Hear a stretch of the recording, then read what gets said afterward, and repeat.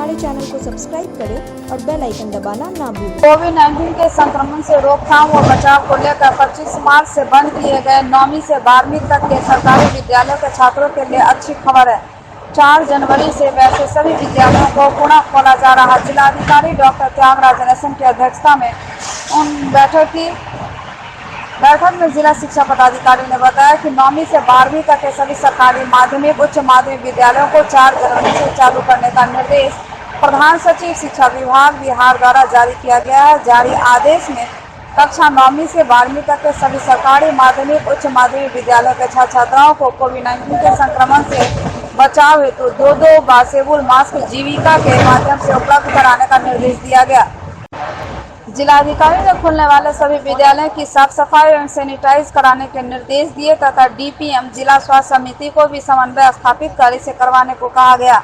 बैठक में उप विकास आयुक्त तनय सुल्तानिया, उप निदेशक जनसंपर्क नागेंद्र कुमार गुप्ता, सिविल सर्जन संजीव कुमार सिन्हा, जिला शिक्षा पदाधिकारी डॉक्टर महेश प्रसाद सिंह, जिला कार्यक्रम पदाधिकारी कन्हैया कुमार देव, डीपीएम स्वास्थ्य विशाल कुमार उपस्थित थे। खुलने को लेकर के कल हमने बैठक किया विस्तार से।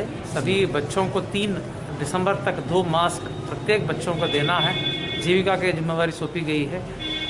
जिला शिक्षा पदाधिकारी और सिविल सर्जन के साथ भी मैंने बैठक किया, निर्देश दिया कि सभी स्कूलों का खोलने के पहले 9 से 12 तक क्लासेस को खोलेंगे, उसके पहले सभी जगहों पर सैनिटाइजेशन का काम हो जाए और सुरक्षित माहौल में कोविड के परिप्रेक्ष्य में कोविड के जो 50% अटेंडेंस है प्रतिदिन उसको फॉलो करते हुए स्कूल्स का संचालन किया जाए। इसमें सरकारी या प्राइवेट स्कूल कौन स्कूल खुलेंगे? सभी स्कूल का यही गाइडलाइन है 9 से 12 तक। दरभंगा जिला 146 वर्ष का हो गया। 1 जनवरी 1875 को दरभंगा जिला की स्थापना हुई थी। तिरहुत जिला से कटकर यह जिला बना था। हालांकि 1.5 दशक से लगातार स्थापना दिवस मनाए जाने का प्रावधान है। 31 दिसंबर की रात और 1 जनवरी की सुबह जिला स्थापना दिवस कार्यक्रम होता है, लेकिन कोविड के कारण इस बार सांकेतिक रूप से इसे स्थापना दिवस मनाया जा रहा है। जिला पदाधिकारी डॉक्टर त्यागराजन एसएम ने इस संदर्भ में कहा कि दरभंगा जिला का इतिहास पूरे विश्व में काफी नामी है तथा प्रसिद्ध है। तमाम जिला वासियों को उन्होंने शुभकामना देते हुए कहा कि दरभंगा जिला और बेहतर तौर पर तरक्की करे, हमारा जो बचा हुआ विकास का कार्य है उसमें और तेजी आए। ये सब लोगों के सहयोग से और जिला के जो अधिकारी हैं, कर्मचारी हैं, उनके सम्मिलित सहयोग से संभव है। जिलाधिकारी ने कहा कि दरभंगा जिला के स्थापना के अवसर पर काफी संक्षिप्त एवं जो भी सरकारी संस्थानों में केवल लाइटिंग रहेगी और कोविड-19 के कारण इसे केवल इंटरनल रूप से मनाया जाएगा। दरभंगा जिला पहले तिरहुत जिला का हिस्सा था। तिरहुत इसका मुख्यालय था। 1875 ईस्वी में यह अलग हुआ। कहा जाता है कि दरभंगा शहर 16वीं सदी में दरभंगा राज्य की राजधानी थी और 1845 ईस्वी में ब्रिटिश सरकार ने दरभंगा शहर को अनुमंडल बनाया। बताया जाता है कि दरभंगा शब्द संस्कृत भाषा के शब्द द्वारबंग या फारसी भाषा के दर-ए-बंग यानी बंगाल का दरवाजा से बना है। हमने बात की दरभंगा जिला स्थापना दिवस पर जो सांकेतिक रूप से मनाया जा रहा है 146वां दिवस, जिला पदाधिकारी डॉक्टर त्यागराजन एसएम से। दरभंगा जिला का स्थापना दिवस 1 जनवरी को मनाया जा रहा है। इस साल कोविड के गाइडलाइन को पालन करते हुए सीमित सेलिब्रेशंस होंगे, परंतु दरभंगा जिला का जो रिच कल्चर है, हेरिटेज है और उसका इतिहास है वो बहुत वर्ल्ड वाइड फेमस है, नामी है। और यहाँ का जो इतिहास रहा है, यहाँ से जो दुनिया के लिए जो संदेश गया है वो हमेशा सकारात्मक और एक पॉजिटिव संदेश गया है। तो दरभंगा जिला वासियों को इस अवसर पर मैं बहुत बहुत शुभकामनाएं देना चाहूँगा और नया वर्ष में दरभंगा जिला में और बेहतर ढंग से तरक्की करें। जो हमारे बचा हुआ काम है, विकास के जो काम है उसमें और तेजी लाएं, ये हमारा संकल्प है। संक्षिप्त में जो कार्यक्रम होगा क्या कुछ होगा? कोई अतिथि भी आएंगे? देखिए, संक्षिप्त में कार्यक्रम हम लोग ने कोई सेलिब्रेशन या कोई गेट टुगेदर इसको अवॉइड किया है। कोविड के परिप्रेक्ष्य में सरकारी संस्थानों में लाइटिंग रहेगा और हम लोग इंटरनल रूप से इसको मनाएंगे। कोई गेट टुगेदर जैसे कोई चीज़ नहीं। नए साल में नए तरीके से पुलिसिंग व्यवस्था को नए पैटर्न पर लाने के लिए वीडियो कॉन्फ्रेंसिंग के माध्यम से पुलिस हेडक्वार्टर पटना से एक बैठक आयोजित की गई, जिसमें पुलिस महानिरीक्षक अजिताभ कुमार, वरीय पुलिस अधीक्षक बाबूराम सहित कई पुलिस पदाधिकारी मौजूद हुए। वीडियो कॉन्फ्रेंसिंग समाप्त होने के बाद कॉन्फ्रेंसिंग रूम से बाहर निकलते ही मिथिला क्षेत्र के पुलिस महानिरीक्षक अजिताभ कुमार ने कहा कि नॉर्मल रूप से जो विशेष पुलिसिंग है तथा विशेष रूप से आईपीएस पदाधिकारी जो ट्रेनिंग ले रहे हैं उनके पुलिसिंग व्यवस्था और चुस्त दुरुस्त किस तरह से हो, इस पे भी समीक्षा की गई है। ये नॉर्मल जो रूटीन पुलिसिंग है, इसमें विशेषकर आज जो भी ट्रेनिंग आईपीएस पदाधिकारी प्रोबेशनर ट्रेनिंग ले रहे हैं उनके ट्रेनिंग की मुख्य समीक्षा की गई। इसके अलावा कुछ और जो रूटीन मैटर्स थे वही थे। नया साल आ रहा है तो इसमें किस तरह की पुलिसिंग व्यवस्था होगी? नया साल की पुलिसिंग की व्यवस्था ये होगी कि हम लोग अपने कार्यों में और कड़ाई लाएंगे और तेज़ी लाएंगे और बहुत सारे नए इनिशिएटिव, नए जो कंसेप्ट आ रहे हैं उसको हम लोग लागू करेंगे।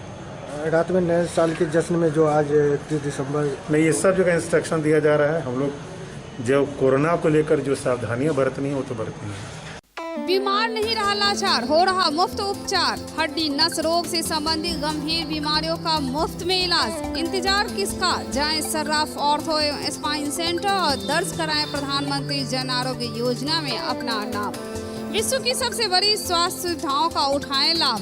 आधुनिक ऑर्थोपेडिक सुविधा, ऑर्थोस्कोपी, स्पाइन सर्जरी, फ्रैक्चर का अत्याधुनिक इलाज। डॉक्टर SN सर्राफ, डॉक्टर अभिषेक सर्राफ, रीढ़ हड्डी और नस रोग विशेषज्ञ डॉक्टर प्रियंका बी सर्राफ, स्त्री और प्रसूति रोग विशेषज्ञ DMCH के सामने लहरियासराय। होली मेरी इंटरनेशनल स्कूल परिवार की ओर से मैं अपनी ओर से नव वर्ष 2021 की हार्दिक शुभकामनाएं सभी मिथिलावासी, यहाँ के प्रशासनिक पदाधिकारी, अभिभावक, सभी स्कूली बच्चों, मीडिया के बंधुओं, सभी लोगों को मैं नववर्ष की हार्दिक शुभकामना देता हूँ, बधाई देता हूँ और मैं भगवान से प्रार्थना करता हूँ कि जिनकी भी मनोकामना 2020 में नहीं पूर्ण हुआ हो वो 2021 में निश्चित तौर पर पूरा होगा। गृह मंत्रालय भारत सरकार के द्वारा कोविड-19 का प्रसार रोकने हेतु आदेश संख्या दिनांक 28 के माध्यम से निगरानी, कंटेनमेंट एवं सावधानी हेतु दिशा निर्देश निर्गत करते हुए कंटेनमेंट जोन में लॉकडाउन की अवधि को 31 जनवरी तक विस्तारित किया गया है। इसको लेकर जिला पदाधिकारी डॉक्टर त्यागराजन SM द्वारा जिले के सभी विभागों के पदाधिकारियों और पुलिस पदाधिकारियों को निर्देश दिया गया है कि गृह मंत्रालय का उपयुक्त आदेश तथा गृह मंत्रालय द्वारा जारी दिशा निर्देशों का कड़ाई से अनुपालन कराना सुनिश्चित करेंगे। 31 दिसंबर 2020 यादों में समेटे कई दर्दनाक कहानियां लेते हुए 2021 में प्रवेश करेगा। 31 दिसंबर 2019 को ही विश्व में वुहान में कोरोना का जन्म हुआ था। हालांकि इसे भारत पहुंचने में 1 माह लग गए थे। 31 जनवरी को कोरोना भारत पहुंचा था, लेकिन 31 दिसंबर एक ऐसा डरावना दिन 2019 में जिसने कोरोना को जन्म दिया और कहा जाए तो 2020 पूरा कोरोना काल वर्ष रहा। अब वैक्सीन आने की उम्मीद है और 2021 कोरोना मुक्ति वर्ष हो, यही पूरा विश्व कामना कर रहा है।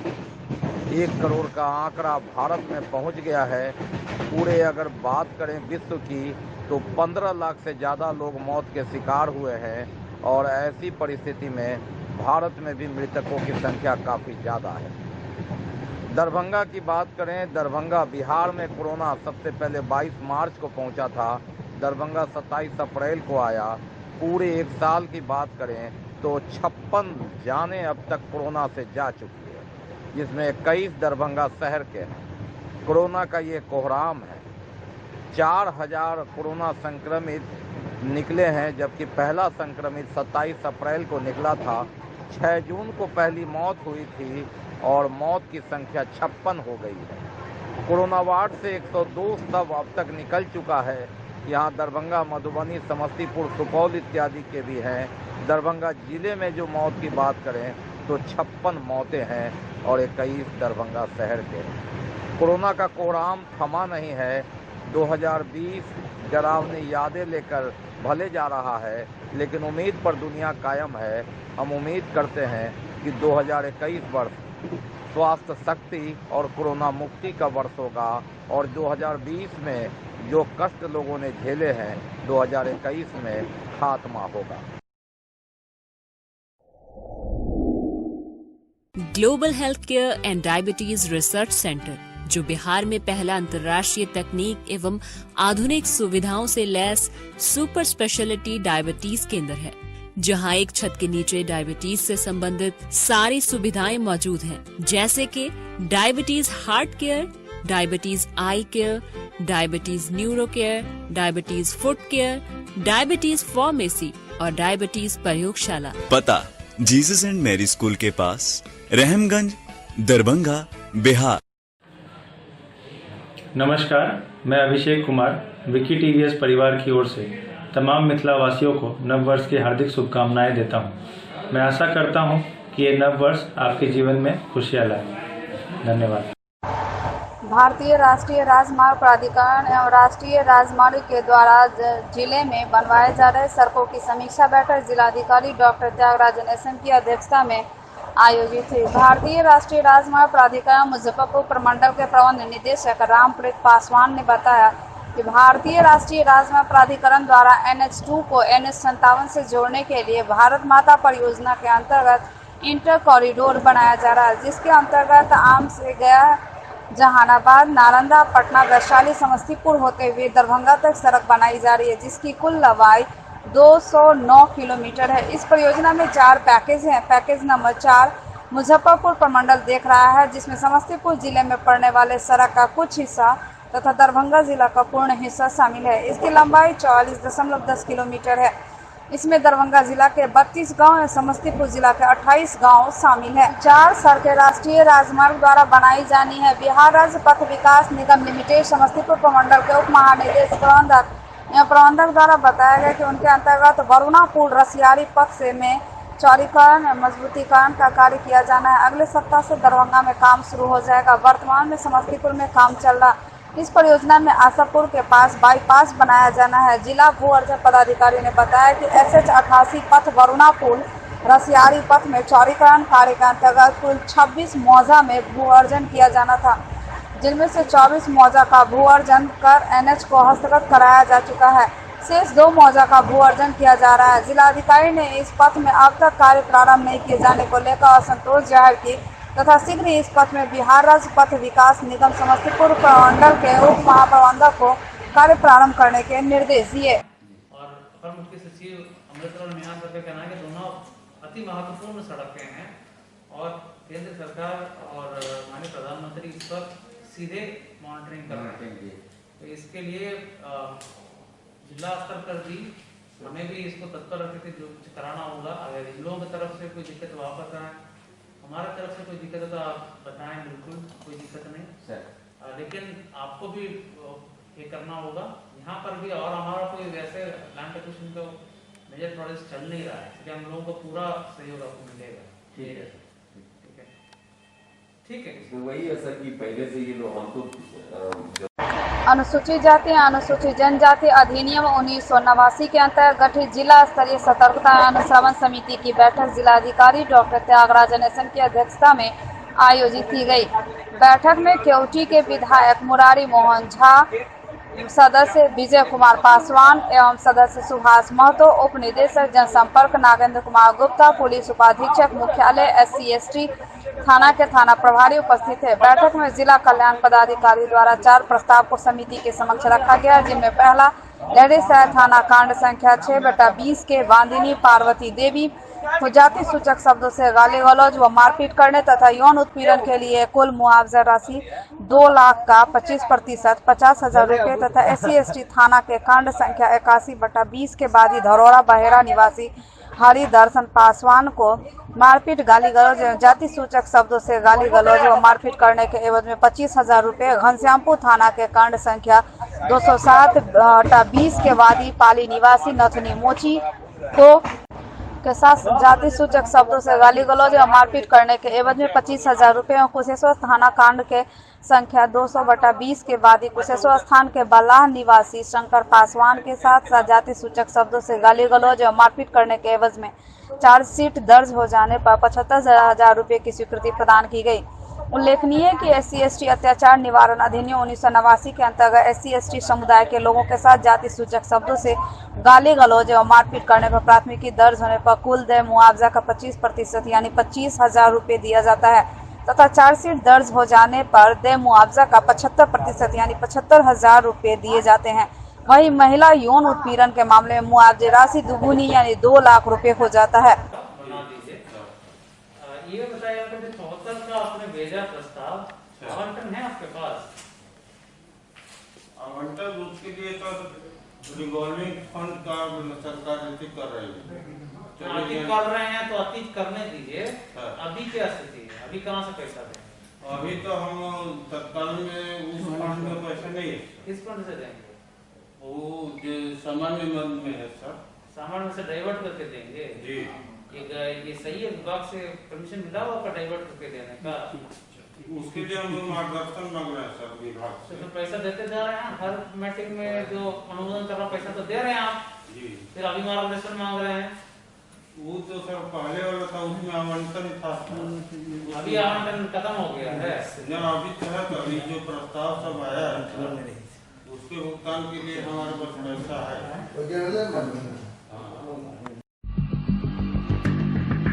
एक बार चार्ज करें 80 किलोमीटर चलाएं। I am electric, I am the future. No licence, no registration, no insurance, no pollution. Only Yuvraj Hero Electric. Hero Electric करें सालाना 36,000 रुपये से भी ज्यादा की बचत। Easy finance available.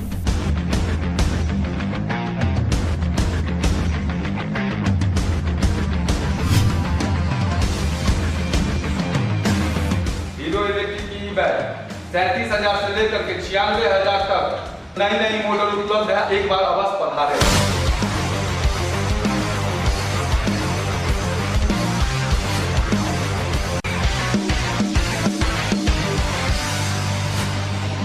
नमस्कार, युवराज हीरो इलेक्ट्रिक में आप सबका स्वागत है। Yuvraj Hero Electric, Saidnagar, Acme road, Laheriya Sarai, Darbhanga. हम हरे कृष्ण राउत, प्रधानाध्यापक, +2 उत्क्रमित माध्यमिक विद्यालय थलवारा, प्रखंड हनुमान नगर, जिला दरभंगा समस्त मिथिलावासी के नव वर्ष के हार्दिक शुभकामना दऽ रहल छी और आशा के साथ पूर्ण विश्वास करै छी जे हमर नव वर्ष 2021 पूरा हिंदुस्तान के लेल, पूरा विश्व के लेल खुशहाली के वर्ष रहत। राजस्थान राधे राधे की ओर से समस्त मिथिलांचल वासियों को नव वर्ष की हार्दिक शुभकामनाएं।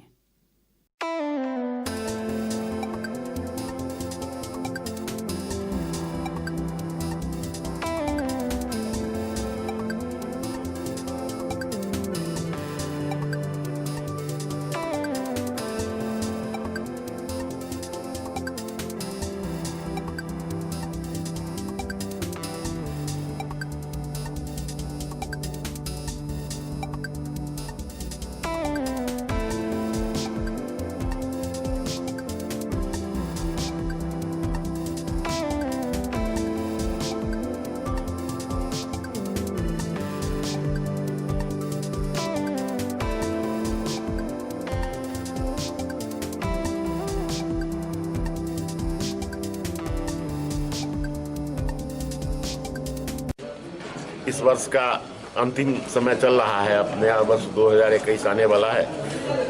आने वाला नव वर्ष 2021 दरभंगा रमावल्लभ जलान बेला महाविद्यालय परिवार के सदस्यों को, दरभंगा जिला के सभी निवासियों को, बिहार के निवासियों को, सबके लिए उन्नति और उल्लास भरा हो, यही कामना है, यही शुभकामना है। बेनीपुर प्रखंड अंचल कार्यालय का निरीक्षण किया जिलाधिकारी डॉक्टर त्यागराजन एवं जिला सहकारिता पदाधिकारी, जिला पंचायती राज पदाधिकारी के साथ ही वहां चल रहे नल जल योजना एवं धान आदि प्राप्ति की गहन समीक्षा की गई। नल जल योजना की समीक्षा में पाया गया कि बेनीपुर प्रखंड के 2 पंचायत को छोड़कर शेष सभी पंचायतों में योजना कार्यरत है। 2 पंचायत में कार्य लंबित पाया गया। जिलाधिकारी ने 1 सप्ताह के अंदर लंबित कार्य पूर्ण कराने के निर्देश दिए।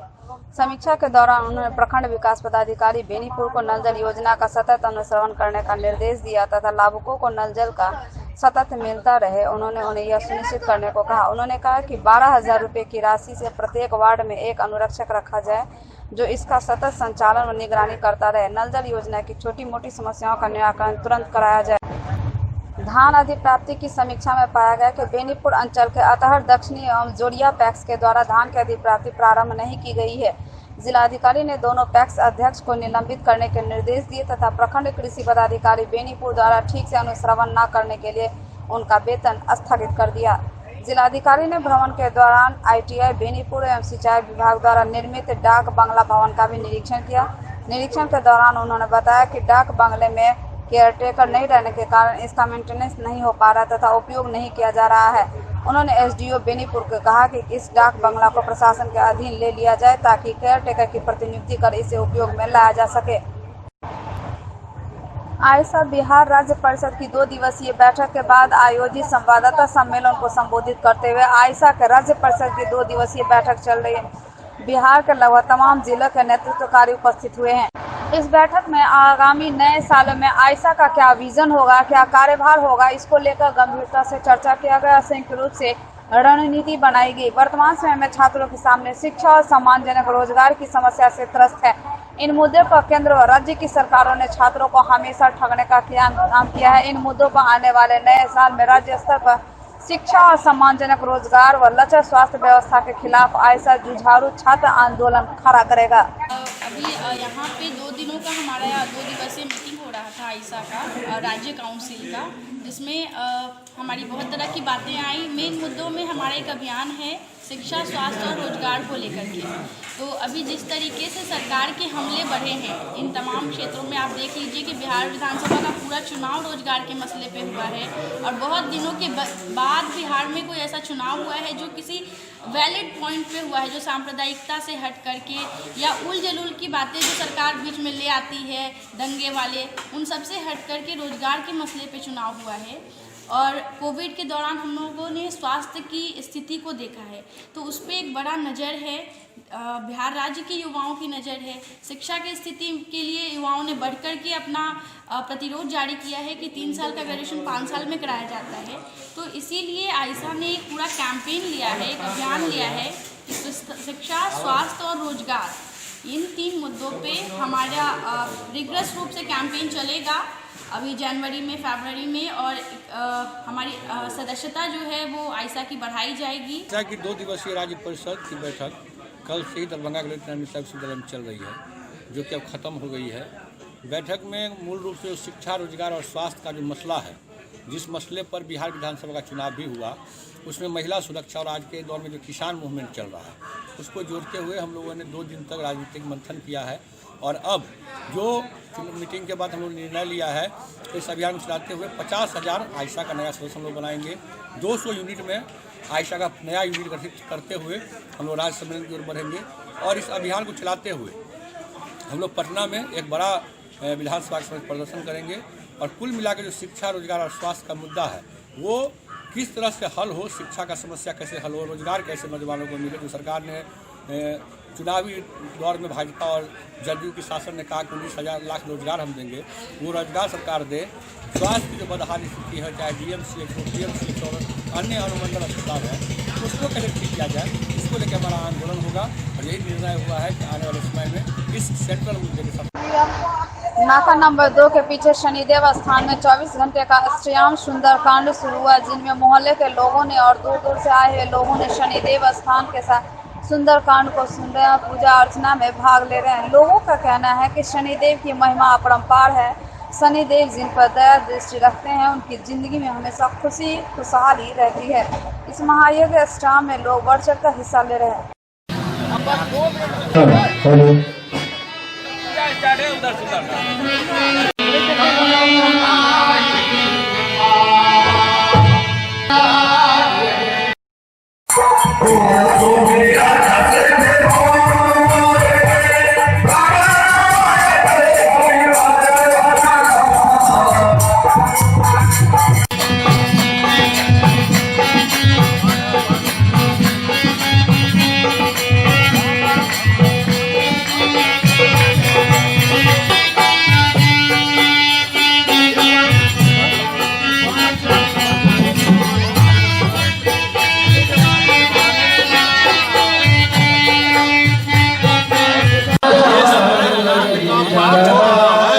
यहाँ